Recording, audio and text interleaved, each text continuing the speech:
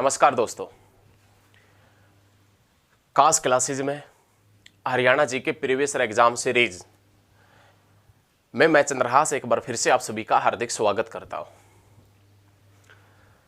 Previous year exam series के अंतर्गत हम वो सभी क्वेश्चंस लेकर चल रहे थे जो एचएसएससी ने, हरियाणा स्टाफ सिलेक्शन कमीशन ने, हरियाणा कर्मचारी चयन आयोग ने 2015 से 2020 तक जितनी भी परीक्षाएं हुई हैं उनके अंदर हरियाणा जीके से संबंधित प्रश्न पूछा गया। फिर से उन्हीं क्वेश्चनों के रिपीट होने की संभावना है, फिर से वही क्वेश्चन एग्जाम में आएंगे, ये हम आपके पूरे दावे के साथ में, पूरे आश्वासन के साथ कहते हैं, क्योंकि हरियाणा जीके में उनसे बाहर कोई और क्वेश्चन है ही नहीं। तो आप लगातार हमारे साथ में बने रहिए, आप हमारे साथ में जुड़े रहिए। हम बहुत अच्छे तरीके से सिर्फ और आपके लिए मेहनत करें, बेहतरीन तरीके से हम आपको पढ़ाएंगे, किसी प्रकार का कोई दिक्कत नहीं आएगा। और फिर भी दिक्कत रहता है तो आप हमारे से किसी भी माध्यम से, किसी भी सोशल प्लेटफॉर्म से जुड़ जाइए और उसके बाद में हम आपके जो भी आपका प्रॉब्लम होगा उसका सॉल्यूशन अवश्य करेंगे। चलिए, आप सभी समझदार लोग, घर अध्ययन भी कर रहे होंगे, घर पढ़ भी रहे होंगे, पढ़ने से ही काम बनेगा। चलिए शुरुआत करते हैं। पहला क्वेश्चन है कि पांडु पिंडारा पवित्र स्थान हरियाणा के किस नगर के समीप है। क्या पूछ रहा है कि हरियाणा का वह स्थल पूछ रहा है जो पांडु पिंडारा है, लेकिन ये पूछ रहा है कि पांडु पिंडारा जो तीर्थ स्थल है उसके बारे में पूछ रहा है कि हरियाणा के किस नगर के समीप स्थित है। तो आप याद रखिएगा, पांडु पिंडारा जो तीर्थ स्थल है वो कहां पर पड़ता है? जींद के अंदर। लेकिन पांडु पिंडारा से संबंधित जो भी क्वेश्चन है उनका हम जिक्र करेंगे। पांडु पिंडारा जो तीर्थ स्थल है वो कहां पर पड़ता है? जींद में। हार्ट ऑफ हरियाणा के नाम से किसे जानते हैं? जींद को। भूतेश्वर मंदिर कहां पर है? जींद में, याद रखिएगा। और रानी सोदराही का संबंध कौन सी रियासत से है? तो जींद रियासत से। रानी सोदराही का संबंध कौन सी रियासत से है? जींद रियासत से। जींद, इसे हार्ट ऑफ हरियाणा, हरियाणा का दिल क्यों कहते हैं? भाई क्वेश्चन आपके माइंड में, आप चाहे भले ही पढ़े लिखे हो, आपने क्वेश्चन पहले पढ़ रखा हो, लेकिन हमारे से वो स्टूडेंट जुड़े जिसको कुछ नहीं आता, एक दिन उसको हम अवश्य सवार देंगे, बहुत बेहतरीन तरीके से उसको सब कुछ आने लगेगा। तो हमारे साथ में बने रहिए लगातार। काफी क्वेश्चन ऐसे हैं जो आपको नहीं आते होंगे, काफी क्वेश्चन ऐसे जो आपको आते होंगे, और जिसको कुछ भी नहीं आता है वो जुड़ रहा है तो उसको तो सारा फायदा ही फायदा है, उसको एक दिन चमका देंगे। देखना, पांडु पिंडारा जो तीर्थ स्थल है, ये तो हमारी हरियाणा जीके की प्रीवियस ईयर एग्जाम सीरीज है। इसके अंतर्गत, इसके अलावा हमारी चलती है ज्योग्राफी सीरीज, हमारी चलती है हिस्ट्री सीरीज और हमारी चलती है हरियाणा जीके सीरीज। ये याद रखें, ये सीरीज और है, आप चैनल के ऊपर जाकर देखें। पांडु पिंडारा जो तीर्थ स्थल है जींद के अंदर है, और हरियाणा का हृदय भी किसे कहते हैं? जींद को कहते हैं। और हरियाणा का हृदय जींद को क्यों कहते हैं? क्योंकि जींद के साथ में हरियाणा के कितने जिले लगते हैं? तो आपने याद रखना है, 7 जिले हरियाणा के जींद के साथ में लगते हैं। यदि जींद ऑप्शन में ना आए, ये पूछ ले कि इनमें से कौन सा ऐसा जिला है जिसे हरियाणा के हृदय के नाम से जानते हैं, तो आपने क्या बताना है? तो आपने बताना है, कौन सा जिला पूछेगा तो आपने बताना है सेकंड नंबर पे रोहतक। यदि जींद ऑप्शन में ना मिले तो रोहतक, रोहतक के साथ में कितने जिले लगते हैं? 6 जिले लगते हैं। ये आपने ध्यान रखना है, बहुत अच्छे तरीके से पढ़ना है, किसी प्रकार का कोई दिक्कत आपको महसूस होना नहीं चाहिए। हार्ट ऑफ हरियाणा के नाम से जींद को, और यदि जींद ऑप्शन में ना आए तो किसे? रोहतक, क्योंकि रोहतक के साथ में कितने जिले लगते हैं? 6 जिले लगते हैं। बहुत अच्छा। ये पूछ रहा है कि पांडु पिंडारा तीर्थ स्थल हरियाणा में कहां पर है, तो आप बताएंगे जींद के अंदर। पांडवों ने, जो पांडव थे, पांडवों ने अपने पूर्वजों को यहां पर पिंडदान किया था। पांडवों ने अपने पूर्वजों के लिए पिंडदान कहां पर किया था? पांडु पिंडारा के अंदर पिंड का दान दिया था। और ये पिंड का दान कौन सी अमावस्या को दिया था? तो आपने याद रखना, सोमवती अमावस्या को पिंडदान दिया था। अब सोमवती अमावस्या प्रत्येक साल तो आती नहीं है, कभी कभार सोमवती अमावस्या आती है। तो आपने याद रखना है कि पांडवों ने जब पिंडदान दिया था अपने पूर्वजों को, तो उस समय 12 वर्ष का इंतजार किया था। 12 वर्ष के बाद में सोमवती अमावस्या आई थी, और 12 वर्ष के बाद में पांडवों ने अपने पूर्वजों को पिंड भेंट किया था, पिंड दान दिया था पांडु पिंडारा नामक तीर्थ स्थल के ऊपर। अब आपके माइंड में आया होगा पूर्वज, जैसे आप घर के अंदर अमावस्या वगैरह निकालते हैं, अपने पूर्वजों के लिए निकालते हैं अमावस्या वगैरह, और उसके लिए जो भी व्हाइट कपड़ा वगैरह रखते हैं वो एक तरीके से हमारे पूर्वजों के लिए रखे जाते हैं। तो ऐसे ही पांडवों ने पूर्वजों के लिए पिंडदान दिया था। कहां पर? पांडु पिंडारा के अंदर। और वो कहाँ पर पड़ता है, जींद के अंदर पड़ता है। हार्ट ऑफ हरियाणा के नाम से किसे जानते हैं, जींद को जानते हैं।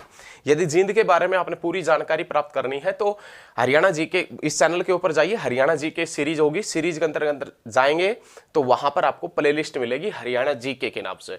उसमें हम सभी डिस्ट्रिक्ट्स और सभी चैप्टर अच्छे तरीके से करवा चुके हैं। देखें, चंडीगढ़ का वास्तुकार लिक्का बुर्जियर किस देश का निवासी था? तो सबसे पहले क्वेश्चन क्या पूछ रहा है कि चंडीगढ़ का जो डिजाइनर था, कौन से शहर का? चंडीगढ़ का जो डिजाइनर था उसने ये बता दिया है कि चंडीगढ़ का डिजाइनर कौन था। ये तो एग्जामिनर आपसे बता चुका है। चंडीगढ़ का जो डिजाइनर है ली कार्बूजियर, वो ये कह रहा है कि ये जो ली कार्बूजियर है ना, ये कौन से देश का था, ये तो उसने बता दिया। तो ये हुआ करता था कौन से देश का? फ्रांस का हुआ करता था। कौन सा? फ्रांस का हुआ करता था। लेकिन चंडीगढ़ हिंदू देवी चंडी के नाम पर बसाया गया है। हिंदू देवी चंडी के नाम पर बसाया गया है क्या? चंडीगढ़। पहला क्वेश्चन क्लियर है, किसी प्रकार का कोई दिक्कत नहीं। हिंदू देवी चंडी के नाम पर बसाया गया शहर है चंडीगढ़। बहुत अच्छे तरीके से आपने याद किया है। उसके बाद में जो सेकंड पर्सन निकलता है कि जो लिक्का बुर्जियर थे, चंडीगढ़ के डिजाइनर थे, वो कौन से देश से थे? फ्रांस से। क्लियर है। उसके बाद में थर्ड क्वेश्चन निकलेगा। थर्ड क्वेश्चन ये है कि चंडीगढ़ किसके सपनों का शहर है? तो आपने याद रखना, पंडित जवाहरलाल नेहरू के सपनों का शहर। पंडित जवाहरलाल नेहरू के सपनों का शहर है कौन सा? चंडीगढ़। और इस चंडीगढ़ की नींव कब रखी गई थी? 1952 में। जगाधरी रेलवे वर्कशॉप कब बना था? 1952 में, याद रखना है। और कुरुक्षेत्र का बिड़ला मंदिर कब बना था? 1952 में। और लोकसभा और राज्यसभा अस्तित्व में कब आई थी? 1952 के अंदर आई थी। बहुत अच्छे तरीके से आपने याद रखना है। चंडीगढ़ शहर की जो नींव रखी गई थी वो 1952 के अंदर रखी गई थी। और चंडीगढ़ शहर कब तक तैयार हो गया था? 1955 तक चंडीगढ़ शहर तैयार हो गया था। और 1955 वही डेट है जब करनाल के अंदर जो NDRI national dairy research institute बना था। National dairy research institute NDRI है, वो कहां पर है? करनाल के अंदर है। ये आपने याद रखना है। राष्ट्रीय दुग्ध उत्पादन संस्थान जो है करनाल में, और ये कब बना था? 1955 के अंदर।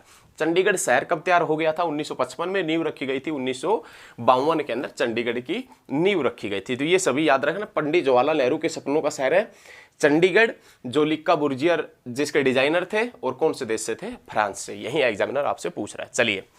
चलिए आगे बढ़ते। बहुत अच्छे क्वेश्चन, एक से एक बेहतरीन क्वेश्चन हम करवाएंगे, को किसी प्रकार का कोई दिक्कत नहीं है आपको। फरीदाबाद में कौन सी फैक्ट्री है? ये आपसे क्या पूछ रहा है? आप क्वेश्चन को पकड़े, क्वेश्चन को पकड़ना स्टार्ट करें कि फरीदाबाद में कौन सी फैक्ट्री है।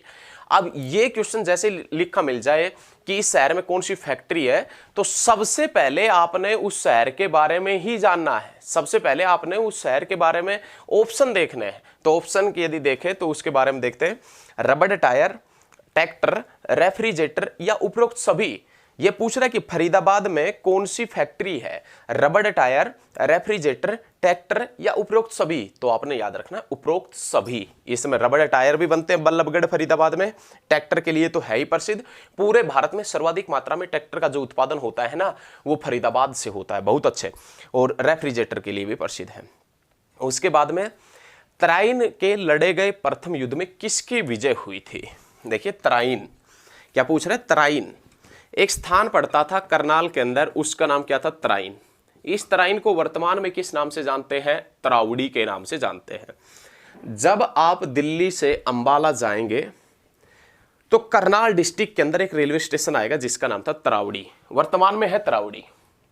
पहले जिसका नाम क्या हुआ करता था? तो आपने याद रखना, पहले नाम हुआ करता था तराइन। इस तराइन के अंदर 1191 में और 1192 के अंदर 2 युद्ध हुए थे। ये दोनों युद्ध है तराइन का, जो दोनों लड़ाइयां हैं वो पृथ्वीराज चौहान और किसके मध्य हुई थी? मोहम्मद गोरी के मध्य। दोनों लड़ाइयां पृथ्वीराज चौहान और मोहम्मद गोरी के मध्य हुई थी। तराइन की पहली लड़ाई 1191 में, तराइन की दूसरी लड़ाई 1192 में। तराइन की पहली लड़ाई में कौन जीता था? तो आपने याद रखना पृथ्वीराज चौहान। और तराइन की दूसरी लड़ाई में कौन जीता था? मोहम्मद गोरी। तराइन की पहली लड़ाई में कौन हारा था? भाई पृथ्वीराज चौहान जीता है पहली लड़ाई में, तो हारेगा कौन? मोहम्मद गोरी। संभव सी बात है। और यदि दूसरी लड़ाई में मोहम्मद गोरी जीता तो हारेगा कौन? पृथ्वीराज चौहान। पृथ्वीराज चौहान जिसका दरबारी कवि हुआ करता था चंद्रबरदाई, और चंद्रबरदाई जिसका संबंध कहां से है? हिसार से। चंद्रबरदाई का संबंध कहां से है? हिसार से। और हिसार जिसका पुराना नाम क्या है? इस्सुयार।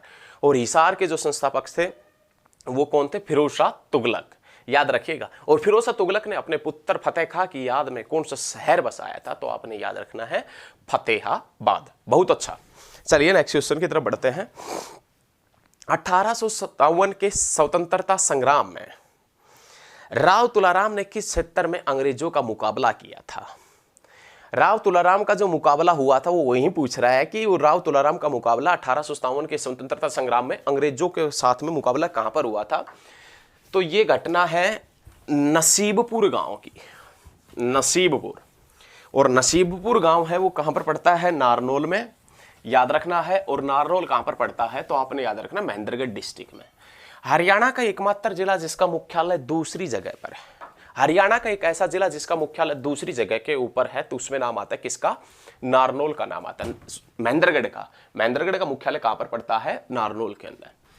ये क्वेश्चन क्या पूछ रहा है कि राव तुलाराम है, राव तुलाराम। इस राव तुलाराम के जन्म की बात करें तो 1825 में जन्म हुआ था।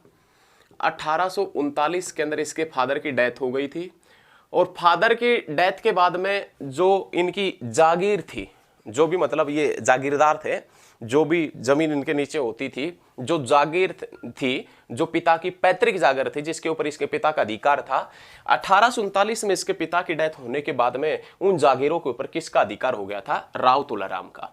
और 1857 की क्रांति में ये बहादुर शाह जफर के अच्छे मित्र थे। बहादुर शाह जफर, ये बहादुर शाह सेकंड जो 1857 की क्रांति में दिल्ली से जिसने नेतृत्व किया था। अंतिम मुगल सम्राट कौन था? तो बहादुर शाह जफर हुआ करता था, बहादुर शाह द्वितीय हुआ करता था, याद रखना आपने। तो बहादुर शाह जफर के ये अच्छे मित्र हुआ करते थे राव तुलाराम, और उनके कहने पर इसने क्रांति में भाग लिया था। और क्रांति में भाग लिया था तो इनका अंग्रेजों के साथ में जो मुकाबला हुआ था वो कहां पर हुआ था? नसीबपुर में। और नसीबपुर कहां पर पड़ता है? नारनौल में। और नारनौल का पुराना क्या नाम है? नरराष्ट्र। और नारनौल का साइन बोर्ड किसे कहते हैं? तो आपने याद रखना चोर गुम्बद। नारनौल का साइन बोर्ड किसे कहते हैं? चोर गुम्बद। नारनौल का पुराना नाम है नरराष्ट्र या नंदीग्राम, आपने याद रखना है। नारनौल के अंदर शेरशाह सूरी का बचपन बीता था। शेरशाह सूरी के दादा इब्राहिम सूरी, जिसका मकबरा नारनौल के अंदर ही है, ये भी आपने बहुत अच्छे तरीके से याद रखना है। बहुत अच्छे। अब नेक्स्ट क्वेश्चन की बात करें, राव तुलाराम के बारे में एक छोटा सा पॉइंट हम बता देते हैं। राव तुलाराम, ऐसा बताया जाता कि जो ये वीर योद्धा था, इस वीर योद्धा की डेथ हुई थी अफगानिस्तान के अंदर। इस वीर योद्धा की डेथ कहां पर हुई थी? अफगानिस्तान के अंदर। ये डेथ अफगानिस्तान में क्यों हुई थी? अफगानिस्तान क्यों गया था? क्या रीजन था? उन सभी के ऊपर, उन सभी पॉइंटों के ऊपर हम फोकस डालेंगे। घटना है 1857 की क्रांति की। राव तुलाराम अपने 5000 सैनिकों को लेकर, जिसमें सभी कास्ट के सैनिक शामिल थे, अच्छे तगड़े हट्टे कट्टे सैनिक थे, अपने सभी 5000 सैनिकों को लेकर नारनौल के नसीबपुर में पहुंच जाता है। दूसरी तरफ से अंग्रेजी सेना आती है। दोनों के बीच में नारनौल के नसीबपुर में भयंकर लड़ाई होती है। और जब भयंकर लड़ाई होती है तो ऐसा बताया जाता है कि राव तुलाराम युद्ध जीतने वाले थे। अंग्रेजों के जो अधिकारी थे, काफी अधिकारी थे, जो राव तुलाराम ने मौत के घाट उतार दिए थे। अंग्रेजी सेना की जो टुकड़ी थी वो काफी सैनिक ऐसे थे जो मौत, मतलब एक तरीके से जिसकी लाशें बिछा दी गई थी, जो मौत को गले लगा चुके थे, जो मर चुके थे। लेकिन अंग्रेजों का साथ देने के लिए जयपुर रियासत, नाभा रियासत और पटियाला रियासत ने अपने सैनिक भेज दिए। राव तुलाराम जो लड़ाई लड़ रहा है, काफी मात्रा में सैनिक इसके भी मारे गए हैं। राव तुलाराम भी मतलब पूरे तरीके से थक चुका है, लेकिन अंग्रेजों का साथ देने के लिए नाभा रियासत, पटियाला रियासत और जयपुर रियासत ने अपने सैनिक भेज दिए।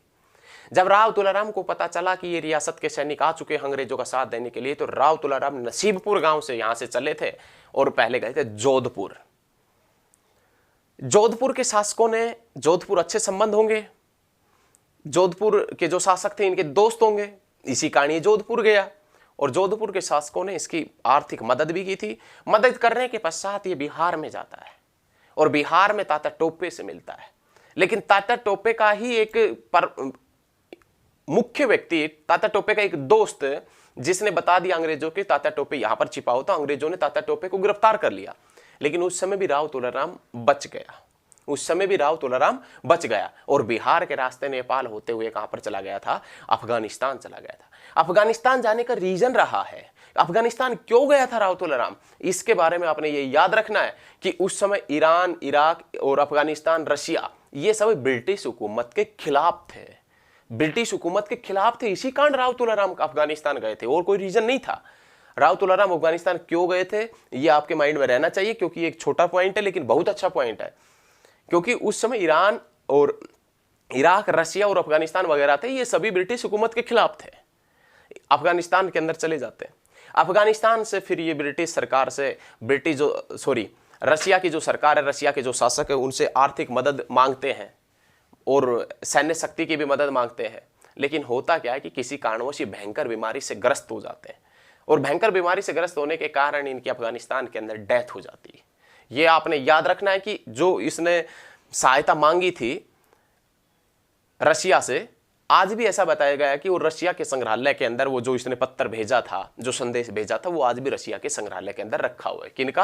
राव तुलाराम का, जिनका संबंध कहां से है? रेवाड़ी से। रेवाड़ी का नाम रेवती के नाम पर पड़ा है। रेवती किसकी पत्नी थी? बलराम की। बलराम किसका भाई था? श्री कृष्ण का। और श्री कृष्ण बलराम को क्या कहता था? दाऊ जी। और दाऊ जी का मंदिर कहां पर है? बंचारी में। और बंचारी कहां पर है? पलवल में। और कॉटन सिटी किसे कहते हैं? पलवल को। और महात्मा गांधी पहली बार गिरफ्तार कहां से हुए थे?